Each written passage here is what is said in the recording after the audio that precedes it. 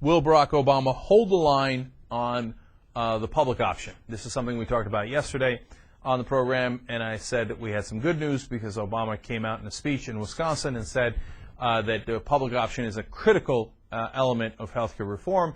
When Robert Gibbs was asked about it as press secretary today, he said, well, did we say critical? He said, I don't want to say that it's a bright red line. Of course, we think it would be part of a healthy, excuse the pun, package. Well, that's a terrible sign to put out there. That's basically saying, well, we might bend on it. And if a Democrat says he might bend on something, trust me, he's going to bend on it. Okay? That's usually how it works.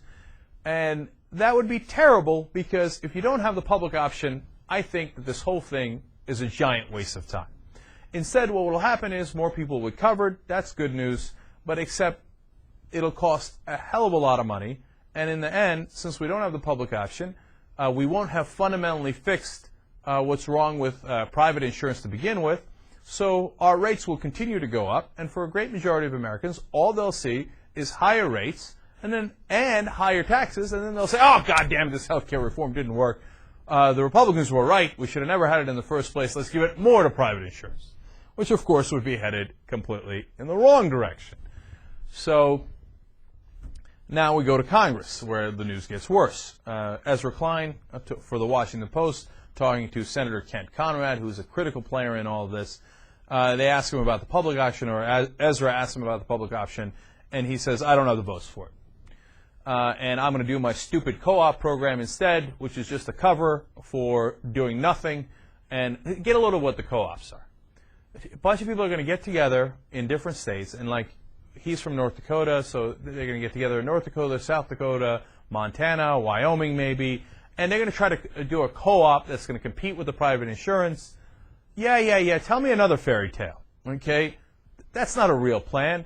And one of the great parts of the public option is it's the government, and it's large enough that they have negotiation leverage with the healthcare providers, so they can negotiate for lower prices for all of us. Ezra asked them, hey, wouldn't the co-ops not have that leverage because they're too small? And Kent Conrad goes, good point, right, then the private insurance wins again. I mean, sorry, yeah, no. Well, some of them could get up to 500,000 people, and if they get up to 500,000 people, then they could have a little bit of leverage. Oh, please. They just want to kill this thing. And he says, Ezra Klein asks him, hey, how about the fact that you might do this in reconciliation rather than in a general regular vote? For those of you who don't know the intricacies of that, God bless your heart. All that means is, are you going to do it in a way that you only need 50 votes, or are you going to do it in a way where the Republicans can filibuster it and then you need 60 votes, which is infinitely harder? And since he's a Democrat and pretends to care about health care reform and passing it, of course he says, no, I'm going to make it easier for the Republicans. We are going to do it in a way that they can filibuster it. And I already know that the Republicans are all against it, of course, and they're also got a couple of Democrats who are going to side with them. So you can kiss the public option goodbye. Now, if Obama goes along with this, look, I don't know. Say it's disastrous is probably too strong, but it sucks. Okay, does that make it better? Because then he'll hang a flag because he's a politician and say, hey, I did health care reform.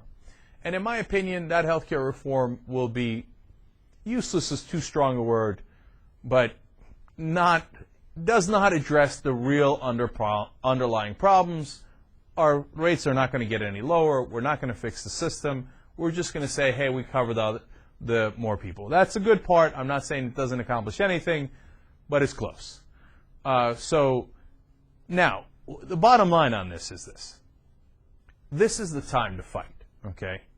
If the Democrats had any nerve at all, this is when they would plant their flag and say, no, you misunderstood us. Public option or bust.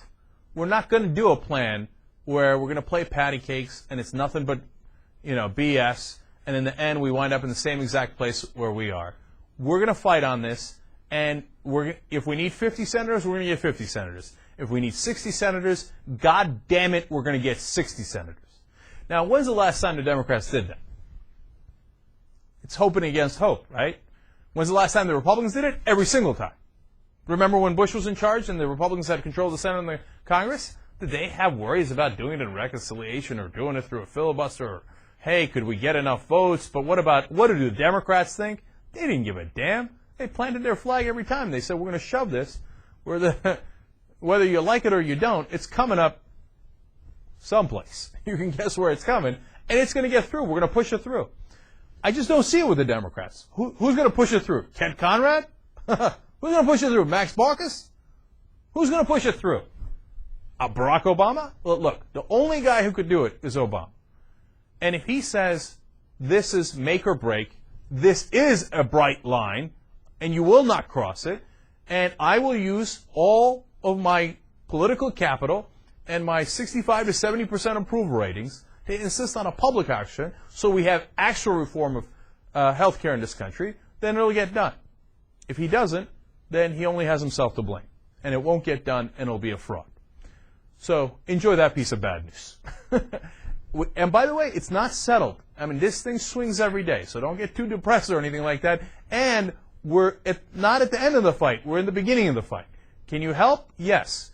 If you got a Republican senator, sad day for you. Look to get him out of office later, okay? But then you're not going to swing the Republicans. Maybe in Maine, Snow, Collins, maybe, right? The rest of them, ignore them because they're Republicans. They don't give a damn. They get their money from these private insurance guys, and they have no interest in fixing it. But if you live in a state with a Democratic senator, and they screw us like this, and by us I mean all of us, because we don't get lower rates and we don't get a real healthcare system in this country. We continue with a system we absolutely know is broken and doesn't work and gets us the most expensive healthcare in the world, and we're still ranked 37th in the world in the results. Well, if you don't pressure them to do the right thing, I can guarantee you they won't. So whether it's calling them or emailing them or going down to their office or whatever it is, it's contributing to a group like Change Congress that pushes them. This is the time to do it. This is the time to fight, because if they do this thing without a public option, I really think it's a disaster. Can't get enough of the Young Turks? Well, then subscribe to the TYT's YouTube channel. What's the matter with you?